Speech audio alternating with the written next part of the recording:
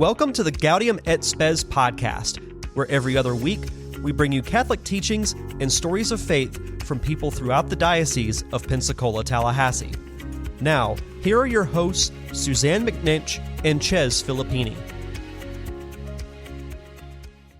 Hello, everybody. Welcome back to another episode of the Gaudium et Spes podcast. It is the first podcast of 2026. Welcome to the new year. We are communicating to you from the old year and back to the future style. We had to do this before Christmas. You'll forgive us for that. So hope your Christmas and your end of Advent and, of course, your New Year celebrations have been blessed. Today, we find ourselves back in the studio with Dr. Luke Arredondo to continue our People encyclical series on Catholic social teaching. So, Luke, good to see you again, man. Yeah, thanks for having me. I'm always glad to be invited back. You don't have to have me every time, so I'm glad I've succeeded in getting another invitation. So you're a resident expert in a number of categories on social teaching, also Back to the Future quotes, which, I don't know, does anyone think, is there a scene where Marty and Dr. Brown are talking to people in the future? With the Libyans, right? Well, I mean, when I think of time travel in this specific way of talking to someone in the future, Bill and Ted makes more sense, right? Okay, you're right. Because they set things up and they make a recording for themselves, and he has to find the keys and all this stuff. So there's this whole great scene where Ted Theodore Logan and Bill S. Preston Esquire have set up the answers to their problems in one of their previous visits, and then it comes to fruition in the future. Oh, interesting. It's really cool. Yeah. There's not only Back to the Future. When you think about 80s time travel movies that are obscure sometimes and I watch too many times. I was just about to say, also Bill and Ted. Is the 1980s repertoire inexhaustible? It's one of my other areas of expertise. We can talk. We will have a follow-up series to this podcast series just on 1980s movies. Speaking of things in the past, guys, if you haven't had a chance yet, speaking of last year, Bishop Bill, our last episode, reviewed his 2025, which, holy wow, was action-packed. So many things there, so take some time to hop back and listen to those if you haven't had a chance yet. But again, we're here to continue our series. We'll catch up real quick here, how our lives are going. But this is our Catholic social teaching series. We are on our third of the great social encyclicals released by popes. We did a couple episodes laying the groundwork for this. And today we get to, in many respects, what some would, when I read it, feels more in our time than the last two encyclicals, which were, of course, Rerum Novarum from 1891 and then Quadragesimo Anno from 1931. We're here with Mater et Magistra in 1961 from the great Pope Saint John XXIII. So, yeah. Well, anyhow. Good Pope John. We'll get there in a second. Your family good? Your life good? I think so. I mean, I'm predicting the future, so I'm hoping I had a good Christmas. We got some rest. I got to go to bed early a couple of times. Yeah. Maybe late a couple of times. Stranger Things is going to be done. Oh, wow.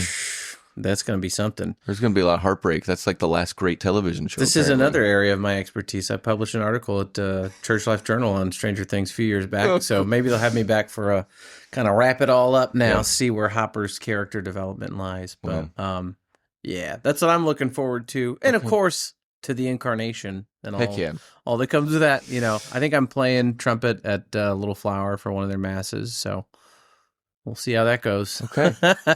We'll get a report from the good people of Little Flower from the future past. I don't even know where we are anymore. We hope, again, yours was great. Again, we're hoping the same thing. I'm staying put here in town. I'm not traveling anywhere. Me and the kids and my mom are just going to be hanging out, doing some things and enjoying life. And I think some friends visiting in town. So very cool. Okay.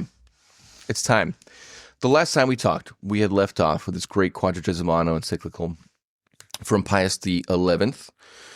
And then something happened. So he lays the groundwork. We had this kind of, he reassumes these themes from 40 years before Rerum Novarum. Things had progressed quite a lot with the industrialization of the world, but also the advent of true socialist communist states.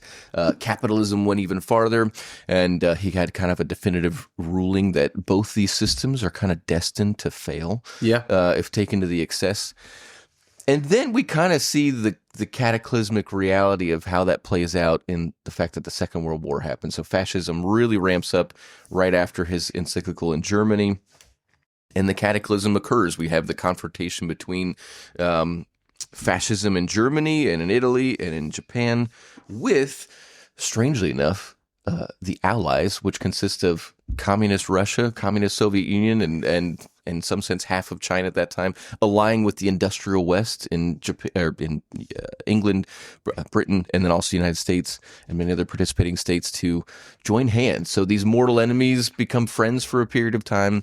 The world is destroyed in a way that we can barely comprehend. We see kind of the process of industrialization when it's taken to its extreme in the worst way is terrifying in the most incredible way imaginable. So that's the main thing that happens, and we'll talk about other things he references here. What do we know about this guy? He's a saint. He got canonized with John Paul II, right? Yeah. I think Francis canonized. He's known as Good Pope John. Good Pope John. Now good St. John. So, yeah. You know.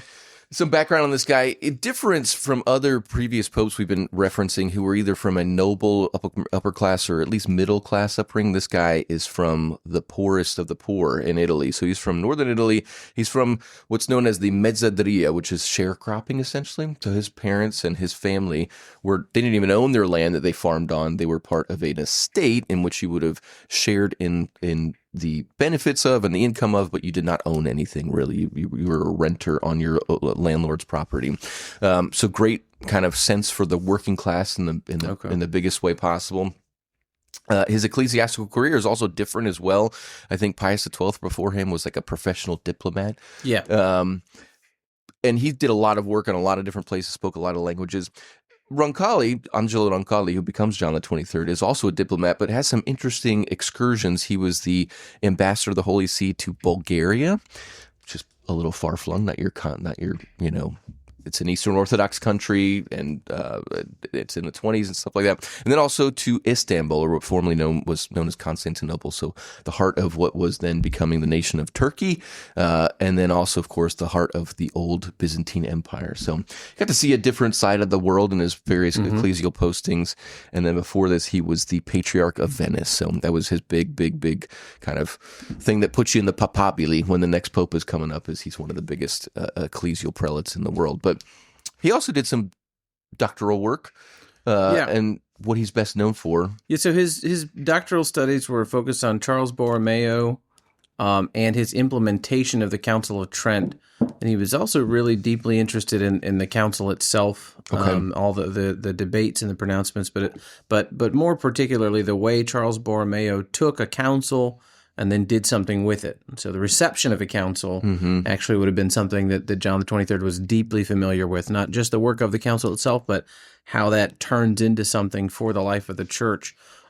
So it's because of that it's not surprising that he called for a new council. Okay. I mean, he would have been deeply aware of how the Council of Trent itself was kind of fits and starts. They met for so many years and they never kind of, I mean, they did finish, but every time they met, it was like, it was just kind of like a mess organizationally, right? They just had to keep coming back and kind of part and parcel and finally get through this agenda. And then what happens? And of course, Charles Borromeo is he's a saint in many respects because of how he took that council and did something with it in his diocese. So, I think you can look at the history of the church, Vatican I being interrupted by the Franco-Prussian War. Probably John XXIII has a sense of the incompleteness of that council and the need for the rest of the dialogue. Not that they're just going to slavishly let's go to the records and see what the agenda was for Vatican I and we'll just finish it out. Right. But I mean, some people wanted to do. There were some gaping holes there. We'll talk about that on another episode. That's foreshadowing, so stay tuned. We'll get to that. But so he calls the council actually really early in 59. So by the time he wrote Mater et Magistra, it was 2 years already of preparation for Vatican II was underway. Yep. The council would open in the fall of 62. This is written in May of 61. But I think that's a very good background for kind of getting your feet into this particular encyclical, is to know that a council is coming and that John XXIII. So you can look at what John XXIII argues for in this encyclical and see very direct ties to the work that's going to kind of unfold in the council. Yeah. I love this encyclical coming before the council starts, because obviously this man will always, always, always be known as the guy who called the Second Vatican Council and kind of out a shot of the dark. And really, he dies in 63. He didn't really get, he didn't. Yeah.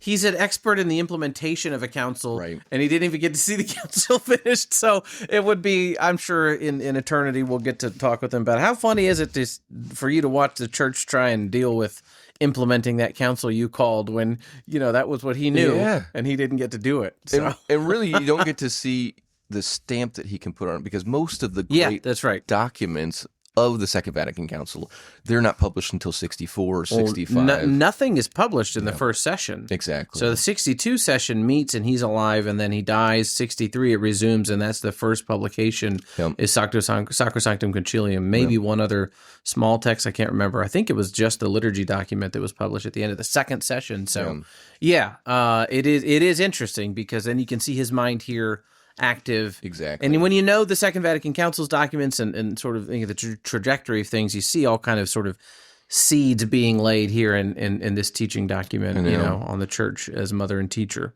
Exactly. So how do you get to know John the 23rd? He's a saint. He's just his face, his image is just like very welcoming. He's very well known for the Discorso sotto la luna, which is basically the discourse under the moon. The day that the Second Vatican Council starts, he puts himself out on the balcony of St. Peter's.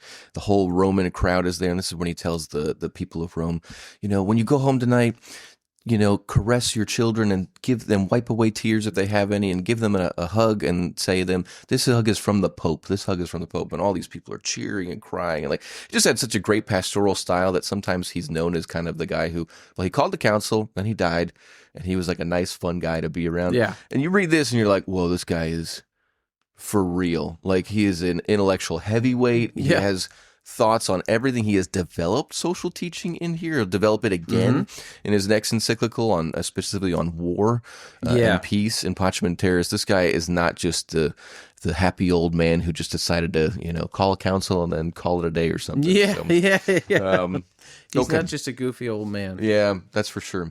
Well, what do we got here? We got 200 and some paragraphs. Some of them are short.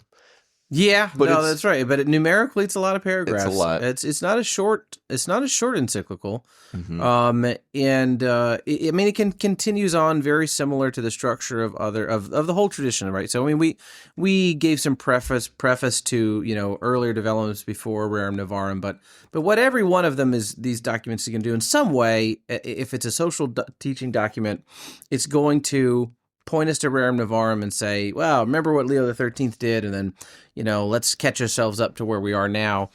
John XXIII does, it's, I think, 70-something paragraphs before he gets to what we would call his own work. Yeah. He's really just kind of overviewing, analyzing, summarizing Leo's work, and then Pius XI of 1931, and then continues on, trying to develop some particularly modern questions.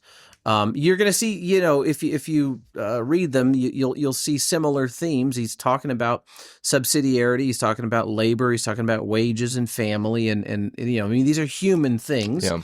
So those questions are always returning, but they're being asked with different presuppositions and different contexts, and he's very clear at many points in this document. I kept highlighting, again and again. Oh, here's another time where he says, listen, I can't give you an exact definition of this thing, but here's the principles that we got to apply. And look, it's going to look different in every country, in every place, in every field, and every sort of profession. This is going to be played out differently, but here's the basic idea. And that's the beauty and charm of Catholic social teaching. And it's, I think, also the thing that can be frustrating to people that are like, well, I thought this was some great thing, and here it says, I can't tell you how to do this. Yeah. And he says it a lot. There's something so important about that to highlight. And then we'll read the first line. Let's just read the first line here. Mother and teacher of all nations, such is the Catholic Church in the mind of her founder, Jesus Christ, to hold the world in an embrace of love that men in every age should find in her their own completeness in a higher order of living and their ultimate salvation. Mother and teacher, Mater et Magistra, of all nations.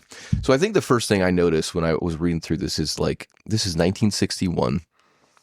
1891, there were some points in our Rerum Novarum episode where it's Leo XIII is talking to a very, very narrow group of people in Europe with a very Catholic background. We're talking about guilds and Catholic labor union associations, you are not talking to people in Thailand, my friend. You know, it is just such a narrow thing. And even Pius XI, it's kind of like a little bit bigger, but it's still very Eurocentric. And now you've had, like I said, the Second World War has happened. Not only has it been a global conflict, World War I was a global conflict. People have now literally millions and millions and millions of soldiers in World War II have literally gone halfway around the world. They've traveled, you know, you might have been born in Brooklyn and then you found yourself in the South Pacific in Guadalcanal, like 11,000 miles from your house or something like that. If you fought in the Eastern Front, you would have, some Soviet soldiers walked from their homes in the Ural Mountains all the way to Berlin, you know, or like rode on trucks and stuff like that. Like, people have seen, and of course it incorporated the entire world in a way which is just kind of, people have seen the world as truly one big place. And so the teaching now, everything impacts everything, so the teaching has to be broadened out to everything. Mm-hmm. And so therefore we have him saying, like, we're really figuring this out in real time. Like, these definitions we now have to apply. He mentions the movements of independence in Asia and Africa, and that certainly wasn't on the mind of his predecessors. You know, right? They're living still in mostly a colonial world, and now he's like, there's like participation from all walks of life in all different places and contexts. Well, he's even worried about, you know, disguised colonialism. Okay. I mean, he uses this term. So, you know, when Western, or well, he doesn't say Western, but when well-developed economies and political organizations go into the undeveloped world, we need to be careful that this is not a disguised form of colonialism to just kind of get them to become your employees, but make it look like you're trying to do something good for them. Oh, interesting. You know, so and like Pope Francis talked about that a lot in his writings about, you know, we don't want to engage in neo-colonialism, but Pope Francis would say that it's by importing our sometimes fragmented or often fragmented Western morality and media and technology and culture into the undeveloped world, you know, smuggling that in with our economic assistance.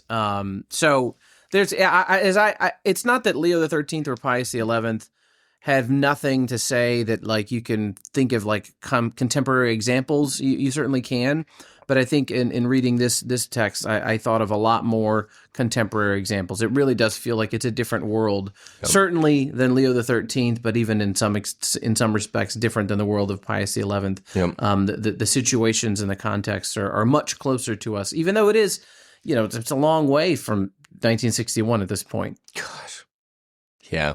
Yeah, sobering. We weren't born then, but it's But it's still weird though. It still felt recent to us when we were kids growing up, and now it's like it is not recent. Okay, yeah, that's right. Well, maybe we can say a real quick word. He spends, like I said, 50, 60 paragraphs just summarizing his predecessors in maybe 2 minutes. He says they're good, right? He says, they're good guys. Yeah, they're pretty good dudes. You know. He highlights in a particular way, you know, the focus of Leo XIII on questions of property, capital, and labor, and of Pius XI on questions of like ideology, as being more central for his time period, and the changing roles of the state. You know, so Leo XIII of course, uses the term state, and he means something particular by that. By the time of Pius XI, states are really looking quite a bit different than they did for Leo XIII. And as we'll talk about in this particular text, you know, John XXIII he's got a lot of ideas about states because the state is a different thing than it had been in the past. So yeah, I mean, he's very lauds them. He refers to them a lot. I mean, he even brings in, you know, he quotes a lot from these other texts, and brings in. You know, he wants to make their definitions of things his own, or their expressions his own. Which is a great way where you see the continuity. Even though things change, there's still continuity across the span of the texts. And you can tell by this time, the whole world has, you know, whereas Pius XI was commemorating 40 years, and he's kind of like, that was awesome. But he added a whole different set of, like, he did it a lot of, not just quoting Rerum Novarum and praising it, but like he offered this, maybe the second lung or the refining of this whole thing. You get a sense here that even though we're going to get some new thoughts from and new applications in the two plays, like the whole world is recognized in those two encyclicals, especially, we have a true Catholic social teaching tradition that is kind of, you can study it in a maybe in a seminar by this point in time, I guess you would say. Okay, I just want to read real quick here. He gives reasons in paragraph 50 for the new encyclical. As we pass all this in review, we are aware of our responsibility to take up this torch which our great predecessors lighted and handed on with undiminished flame. It is a torch to lighten the pathways of all who seek appropriate solutions to the many social problems of our times. Our purpose, therefore, is not merely to commemorate in a fitting manner the Leonine encyclical, but also to confirm and make more specific the teaching of our predecessors and determine clearly the mind of the church on the new and important problems of the day. So we're looking to the modern world here. You mentioned state. His next thing is just to talk about, and it's highlighted here on the Vatican website as personal initiative and state intervention. So as you said, the state is different. It is not just kind of like, it has become through a lot of it, the Second World War, especially the victorious nations, the state had expanded so much to meet the needs of just fighting the war. It had taken over whole industries. It had become kind of the main employer in some places, if it wasn't already, as in socialist countries. And now it is, it's big and it's capable. So maybe some thoughts here on what we're talking about here as far as John the 23rd's. So for John the 23rd, he's not going to just have to talk about subsidiarity because it's a principle of Catholic social teaching. You almost get the sense that he's concerned about the expanse of the state, whereas for Pius XI, I mean, it's like one particular issue about wages and about property that he says, okay, the state's got to do something here, but don't do too much. Don't come in and take control of everything. In John the 23rd's writing, he has to get this idea of, okay, now we got to really emphasize the individual again, as distinct from the state, and the way that we need both the state and the citizens to be kind of cooperating and working together. So it's not, we won't have a well-founded social order simply by relying on government. Even if that government is non-tyrannical, it's still like, it can't just be the government solving everything. And we can't assume private citizens or private industry is going to fix everything. There's really got to be this sort of sense of the cooperation. So just as you mentioned about the World War and people traveling and like the globe becoming one big place, we see that pluralism, evident in like or a globalism rather, that's expanded our concept of what the world community looks like. So here in like a specific state, we've got this pluralism of the government and citizens, and both of them have to be working together for the common good. So the principle of the common good becomes very, very, very central for John the 23rd because he needs to get both parties involved in an equal way. Says you mentioned the word tyranny, paragraph 57. Experience has shown that where personal initiative is lacking, political tyranny ensues, and in addition, economic stagnation in the production of a wide range of consumer goods and of services of the material and spiritual order, those, namely, which are in a great measure dependent upon the exercise and stimulus of individual creative talent. So we're already warning against the dangers of globalism, which is basically people surrender their rights and their initiative to larger and larger entities, states in this particular instance, and that people can exercise. If you cede control, they can very easily exercise tyranny over you. And then he goes on a few paragraphs later. That 63 and 64, it's about what all these social questions have to lead to is we are ultimately still interested, just like Leo and Pius, in the creation of free men. Like that is ultimately the ordering of society is to enable people to become free men who can take their own initiative and live their own life.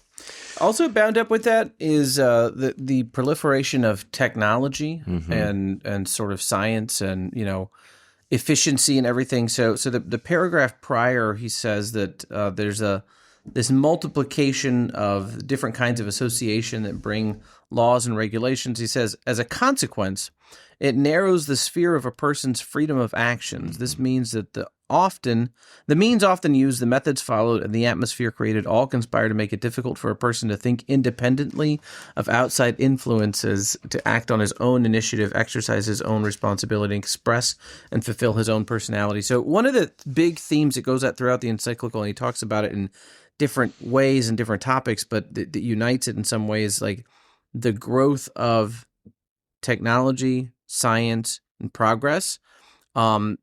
Here you can see him sort of saying all of this new stuff's happening, it can sort of run over the person, Yep. And in other contexts, he wants to say we can't pretend that the measuring stick for whether or not our society is improving is merely technology. Yep. And we can't look at the developed world versus the undeveloped world and say, oh, man, see, you guys just need washing machines. You get washing machines going, you're going to be good. We bring them to Africa, we're going to solve all the problems. Because you still hanging your clothes on a line? Like, come on, you need this. This is the secret to having a healthy economy.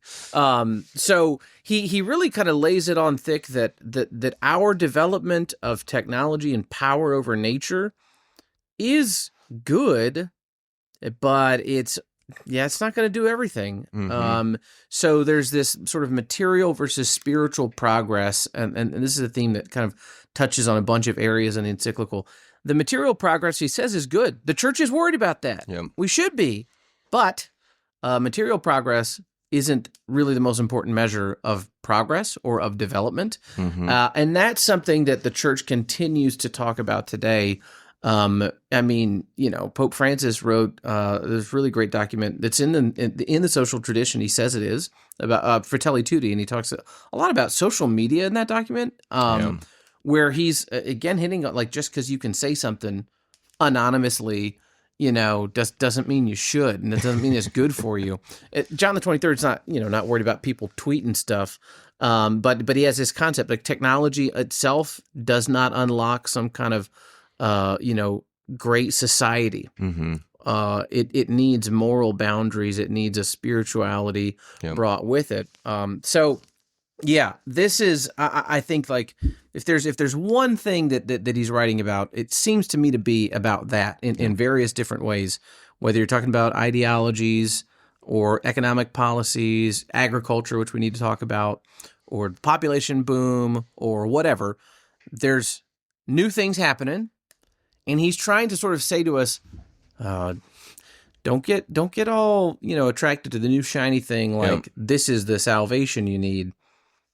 That's not where salvation comes from. And this is the hardest, we live in an age when it's very easy one of the easiest things to critique is technology, like we have the AI debate going on and the social media influence that are, on our generations. And it's all, I would say technology is seen while still as a positive. There's so many negative viewpoints on it. I think it's just parents, right? It's an easy punching bag. It's 1961, guys. Technology is saving everything. It was the best. I mean, have you seen the Jetsons? Yeah, exactly. Jetsons look like this is going to be unbelievable, man. We're just going to push a button. It's going to shave me, put my clothes on, give me some breakfast. I might have a robot making breakfast for me. It looked, it was utopian. Yeah. It's important for us to give him the credit for seeing this early. Like, don't get captivated by the spell of technology, because by itself it doesn't get you anywhere, and it may in fact destroy you. There's this line in there. I don't know what paragraph it's in because there's 200 something odd paragraphs, and I read it as a PDF, so that's on me. But he says, oh gosh, I'm going to lose my train of thought.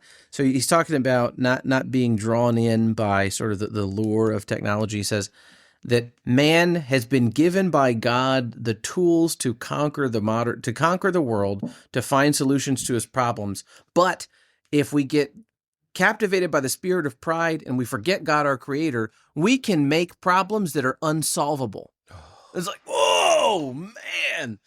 We can abuse the power that God gives us, the talent, the potential he gives us to fill the earth and multiply and then subdue it. We can abuse that subdue it part of the commandment in Genesis. And because we are powerful, we can create problems that are unsolvable apart from God. And it's like, dang, 61. Truth. Man, we could go on. Man, I love this topic. I love how prescient our popes are, because they could just, when you reason according to truth, you tend to arrive at true conclusions, and they just do it over and over again. They don't have a crystal ball, but they see what man is, they see who God is, they see what is going on, and they are able to see farther into the future than anybody else. Okay, it's a social encyclical. He talks a lot about wages. That's a classic theme here. We're in the era now where we're not just talking about lifting, in 1891, folks who are just being paid child labor conditions, a pittance to just barely survive. Now we're in an age where like there's a lot of companies, there's a lot of large industrial efforts, large technological efforts. States now employ a huge amount of people in social. He talks about the expansion of social services. So basically, you're far more likely now in 1961 if you're the average person to be able to like, I think I could probably get a job and find a wage. It's just about what type of wage, who has access to those wages, essentially, and then what is the gap that we see growing across the whole world. So I don't know if you want to maybe comment on wages. Yeah, so he repeats some of the lines of Pius XI about wages. So this is something we've tried to highlight in the previous discussions about Rerum Novarum and Quadragesimo Anno, about the specific focus of what a wage is, right?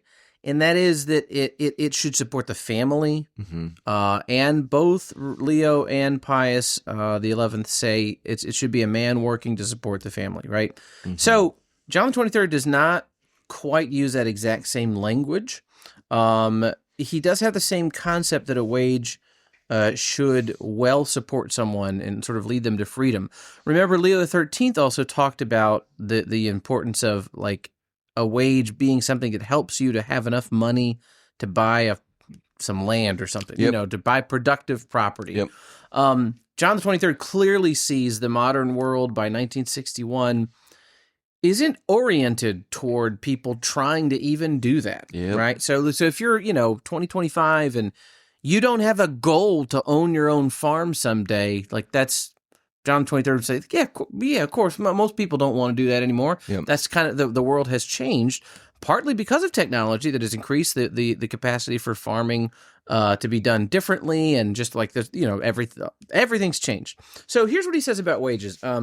He says, "We therefore consider it our duty to reaffirm that the remuneration of work is not something that can be left to the laws of the marketplace, nor should it be a decision left to the will of the more powerful." So he's repeating Leo and Pius here. We can't just, let people do whatever they want in terms of what they're going to pay their workers. And it's not some, nameless, faceless market that determines it. This is a question of justice. So he says it must be determined in accordance with justice and equity, which means that workers must be paid a wage which allows them to live a truly human life and to fulfill their family obligations in a worthy manner.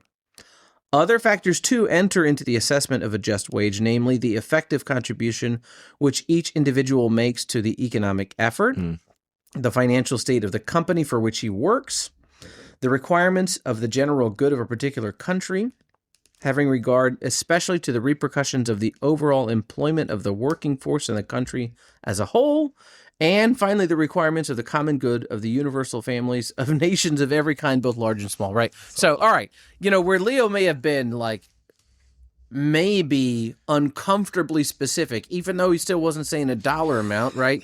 It was like, look, it is the family, it is a man working for the family who can save enough money to get out of that job one day.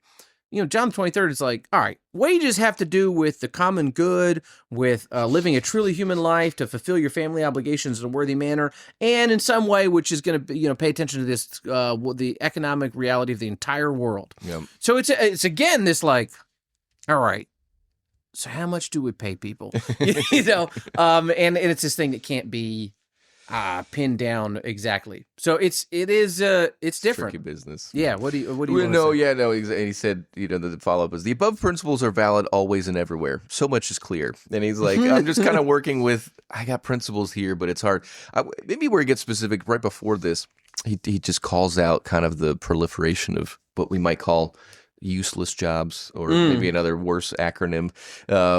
In economically developed countries, relatively unimportant services and services of doubtful value frequently carry a disproportionately high rate of remuneration, while the diligent and profitable work of whole classes of honest, hardworking men gets scant reward. So this is interesting. The white-collar job has come onto the scene in a big way, and they're already starting to see like, man, why does that guy get what does he do all day? What does she do all day? Why is that guy who's like really tilling the soil and like putting the automobiles together, like why is he making so much less? In the sense of this is a new thing. When has there, there wasn't a white collar class of jobs in 1931 even, maybe even especially 1891. And now this flow of money, flow of capital, all over the world, gigantic corporations that are coming on the scene. We can kind of create a lot of jobs that, I don't know, people are like, what do you do exactly here? Yeah. The Bobs. Well, I mean, you got to think just generically the concept of a product that could be sold in huge quantities is a relatively new thing. Like people had gotten so much better at manufacturing something, marketing it, shipping it, the advertising, and they would just become easier.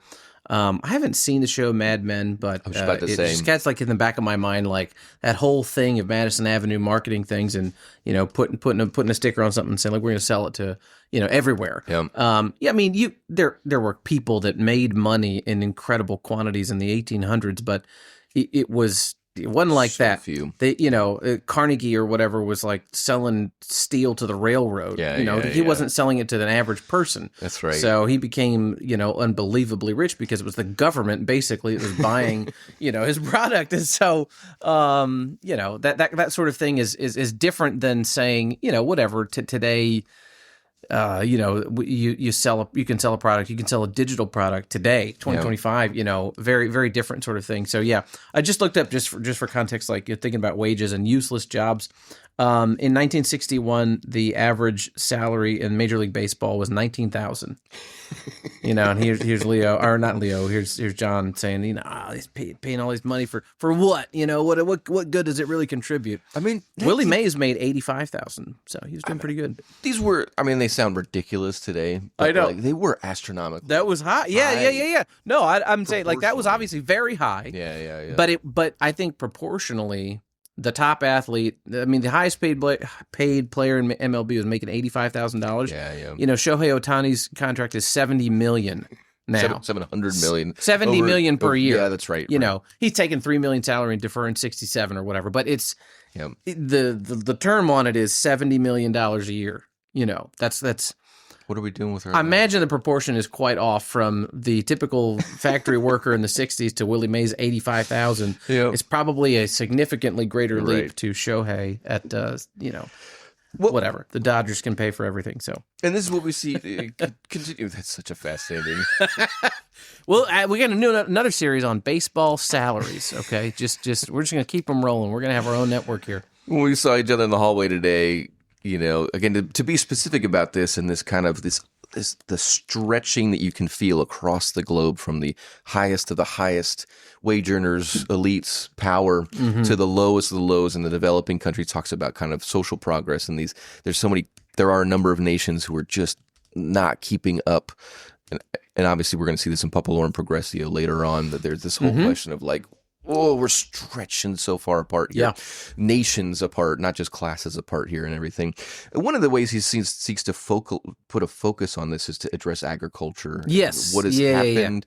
So tell us about this. What is his take, this man from a sharecropping family? Yes, I didn't know he was from a sharecropping family. Ches is the historian here, so he fills me in on he starts talking, and I'm like, gosh, I don't know any of this stuff. Likewise, my friend.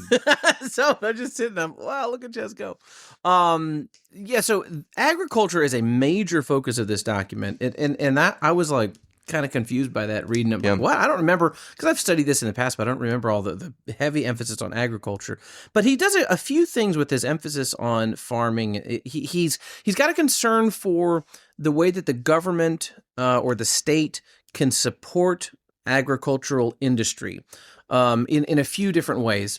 Can government financing some sort of way make it easier for farmers to survive? Can we give them more dignity? Because farming involves long periods of waiting for your crop to develop so that you can then sell it and then get the money. And oftentimes that means a big cycle of debt where you're just, you've gotten loans for things to get you through the manufacture of the crop. And then when you finally share it, you pay it and you sell it and you get a lot of money back. But a lot of that's going to debt. Is there some sort of way to ease that? The lag time. The lag time. Is there some way to ease that? is there a way to allow farming communities to have more up-to-date resources and infrastructure? So how can a government make it easier for these farmers to deal with the modern market, right? Because many of them are family farms that had been built a very long time ago, and there's just new methods and new things that they need that they might not have access to. What can we do in terms of infrastructure?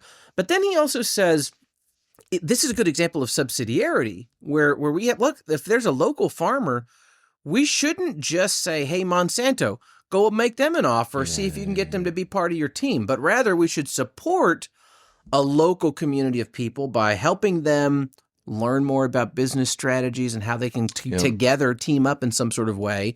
So create a county-wide, focus on one particular crop or whatever. I mean, he doesn't even list that specific of an example, but he's got something like that in mind. How can we keep a local feel to our agriculture industry and bring it along and make it more modern, but not lose its character. But then, he's like, there's something valuable here about these people. The character that you have to be a farmer in a small farm, the personal sense of responsibility that you have, the patience that you have to have for that kind of work. He said there's a moral dignity and sort of a nobility to this that we need to sort of not leave behind just because there's technology that might allow you to produce some incredible amount of grain. So those are things that kind of captured me as I reading about it. It's this balance on how can we keep what's good here, but not simply tell those farmers, hey, listen, just keep doing exactly what you're doing. You don't have to change anything.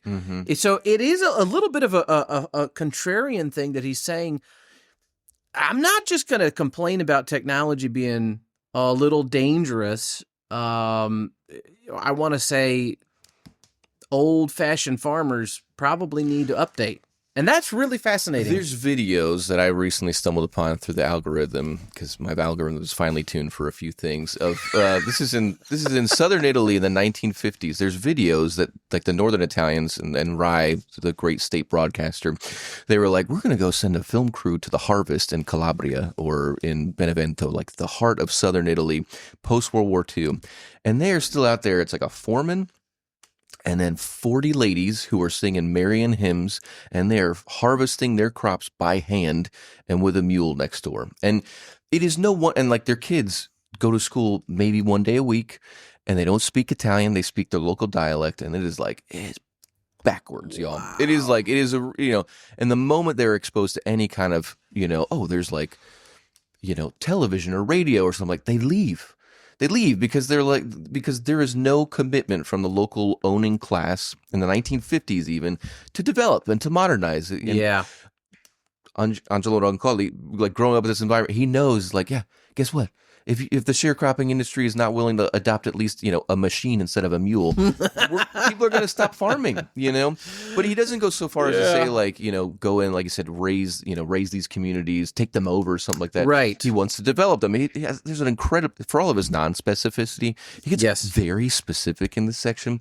134, credit banks. For this reason, too, investors are more inclined to put their money in industry rather than agriculture. Farmers are unable to pay high rates of interest.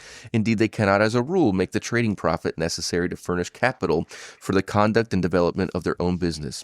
It is therefore necessary, for reasons of the common good, for public authorities to evolve a special credit policy and to form credit banks which will guarantee such capital to farmers at a moderate rate of interest.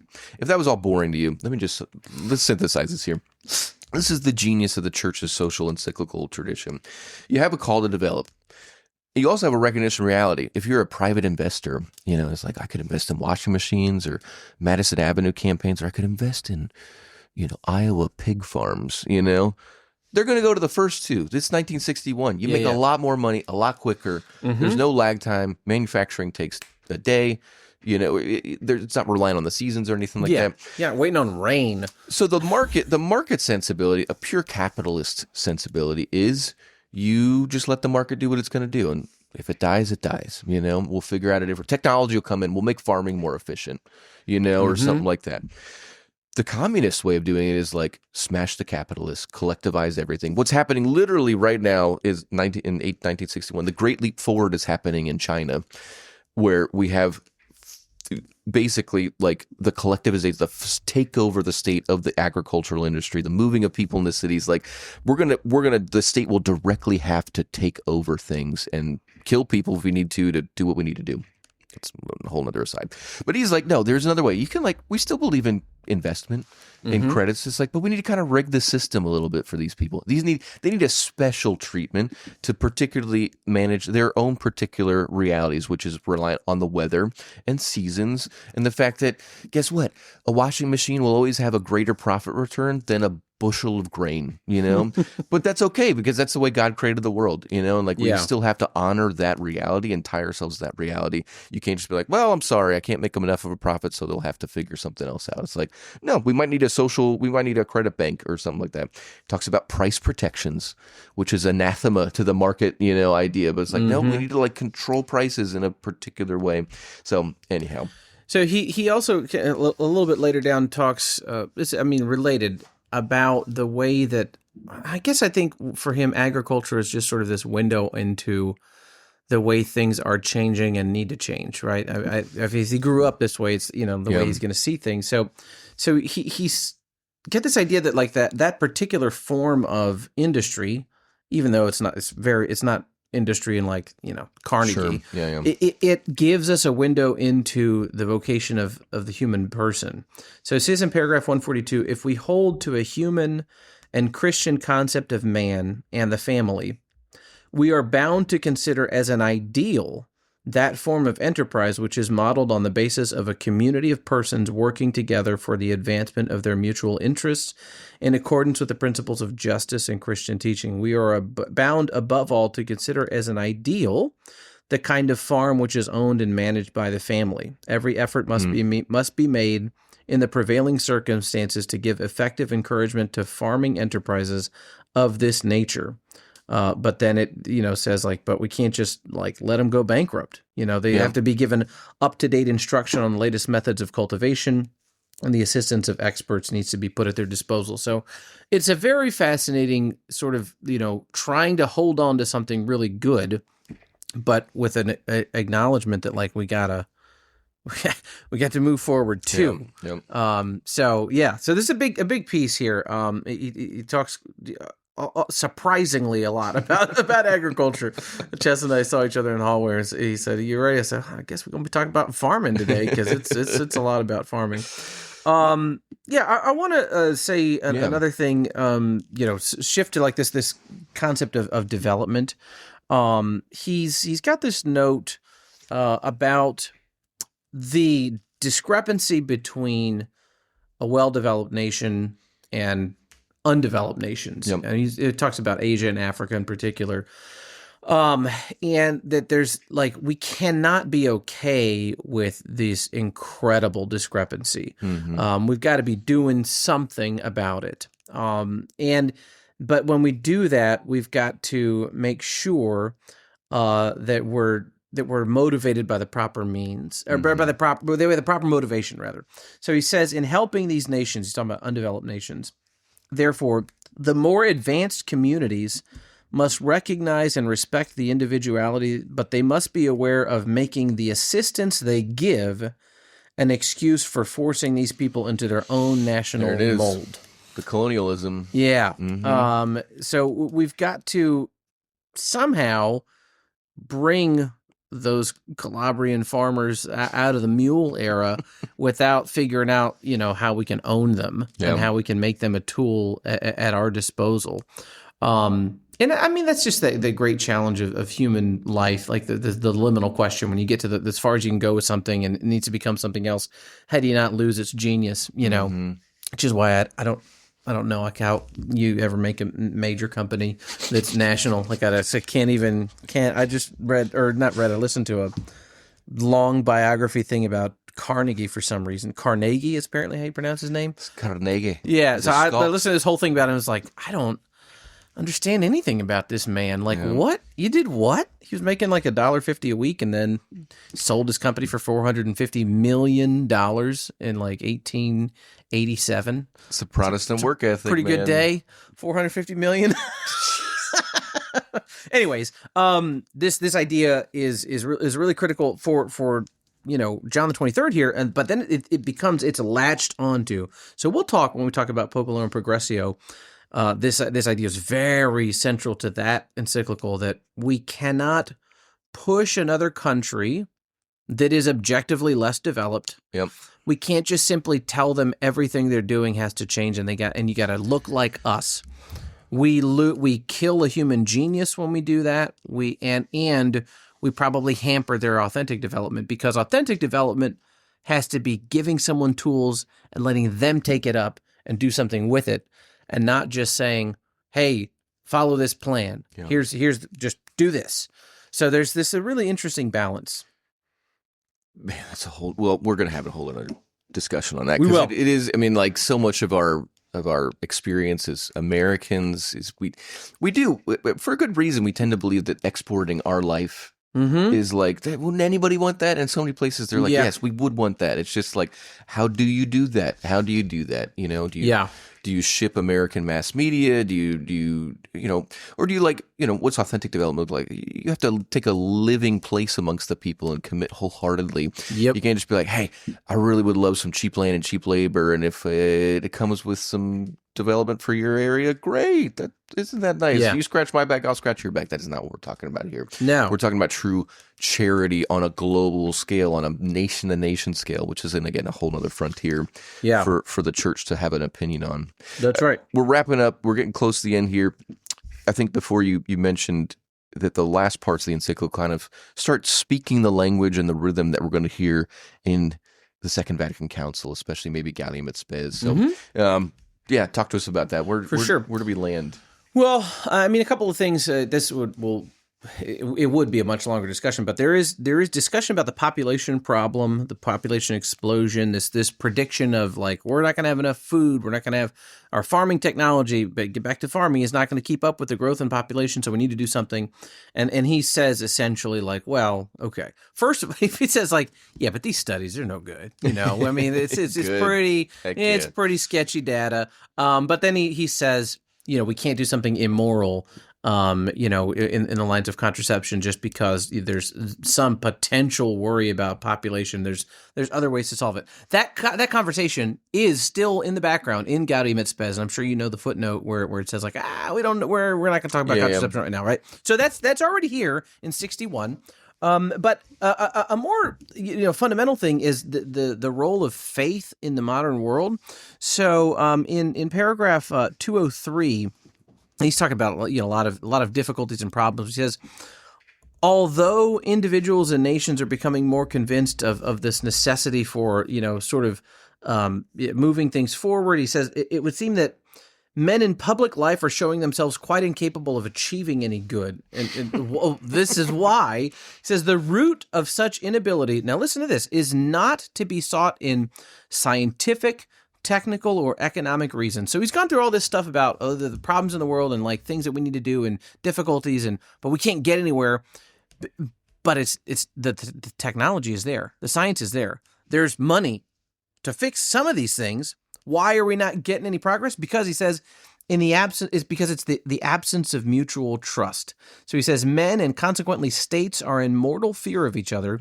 Each fears that the other harbors plans of conquest and is only waiting for a favorable moment to put these plans into effect. Hence, and each organizes its own defense and builds up munitions of war as a deterrent against would-be aggressors. So he sees that if we don't have some sort of fundamental faith, and ultimately this has to be in God, not just in other people, even when we have all the technology and all the money and all the ideas, we won't be able to get along because you can't achieve anything, any change in the world without trusting the people that you're working with. That's right. And increasingly in the global society that he is in the 60s and that we're still in, we need to work together. We have to. I mean, even something as stupid as an iPhone, you got to get multiple countries involved for, I don't know what, some sort of material that's, incredibly rare that's using the batteries and it's in some, so all the money here doesn't fix it. We have an agreement with these people and whatever. I don't know the details, but that's just like one dumb example, right? It's a global thing to produce the little phone that you carry. You can't do it if there isn't some basic trust in the human person. And then he goes on, like, it's a great encyclical. If you read the whole thing, you get last 5 pages. Suddenly it's like, and here's an argument for God's existence. Because this is where all of this stuff has to come back to is, there is a God who is the foundation of faith, who is the foundation of justice, of love, and who is the foundation for being able to have any hope. So I mentioned certainly Vatican II. He calls for the work of the laity to be deeply involved in living out and teaching people Catholic social teaching. So he says this is something that needs to be taught everywhere. It needs to be taught in schools and seminaries. It needs to be lived out, and lay people who are in the workforce do something with this. We're still doing this. that. It can't just be theory. Yeah. It can't be theory alone. You have to take action. And so he says, actually, to teach anybody this, you need to give them concrete examples and steps of what they can do to make their world better. Yeah. But then I just really love this line here. It's way at the end. I got it marked here. So tell me if you've heard something that sounds like this, listeners to our podcast. The church is ever powerful to offer suitable, effective remedies for the increasing needs of men and the sorrows and anxieties of this present life. Yeah, we are. Yeah, we got it. So yeah, if you know the kind of the where things go with the development of Vatican II, there's a lot of sort of hints and things layered in here. But I again, the more and more I think about it, that tension of human scientific powerful, development, absent of a moral spiritual growth, is really the thing that's just kind of underlying this whole thing. Yep. And it's not going to go away. 217, he has a paragraph just entitled, "Unless the Lord build the house," and it's worth quoting in its entirety. Yeah. The most perniciously typical aspect of the modern era consists in the absurd attempt to reconstruct a solid and fruitful temporal order divorced from God, who is in fact the only foundation on which it can endure. In seeking to enhance man's greatness, men fondly imagine that they can do so by drying up the source from which that greatness springs and from which it is nourished. They want, that is, to restrain and, if possible, to eliminate the soul's upward surge toward God. But today's experience of so much disillusionment and bloodshed only goes to confirm those words of Scripture. Unless the Lord build the house, they labor in vain that build it. Oh, I want to jump in here just to comment. So obviously a piece of this context is World War II, right? But like the United Nations is founded in, I think in 48, and the Universal Declaration of Human Rights is like 53 or something. These were looked at as moments of like, wow, okay, we're finally, after that terrible tragedy, we're going to get our act together and figure out some rules to play nice with each other. We're going to build a human community and all this stuff. And so that's kind of like in the background, like we can't do it that way. We just can't. So there's something interesting here about evangelization, right? I think that sometimes people think of evangelization as like just trying to argue with someone or just be real, effusive in your description of the goods of your life that you receive because you're, that you should always be talking about your prayer life or inviting them to come to mass or whatever. Like there's all these strategies.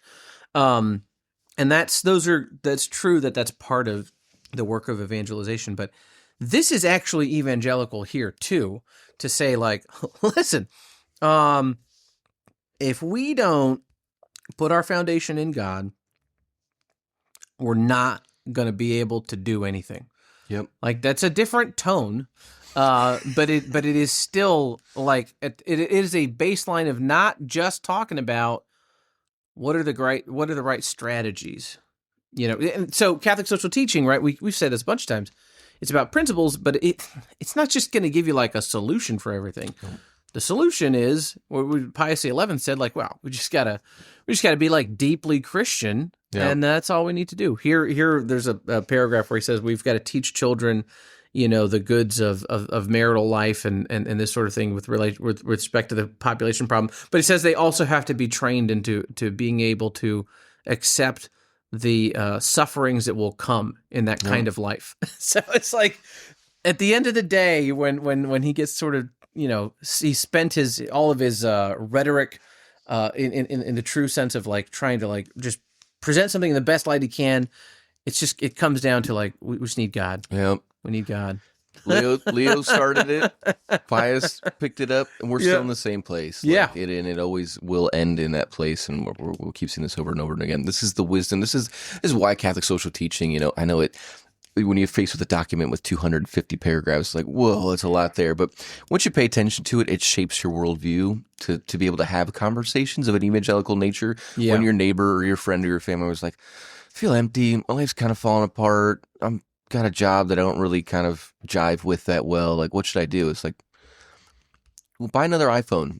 That'll make you, no, like, it's like, please seek the foundation that we've always been seeking, whether it's your own personal life, your family's life, your neighborhood's life, your state's life, your entire country, the whole world needs this foundation. And yeah, well, that was great. That brings us on to just about an hour worth of content and discussion, and we could do another 4, but we'll stop, and we could really get in the weeds on some of these things. But again, Mater et Magistra on the Vatican's website, a brilliant, brilliant exposition of what the world was looking at in 1961 and how Catholic social teaching always knows what's coming around the pike before you do, my friends. It does.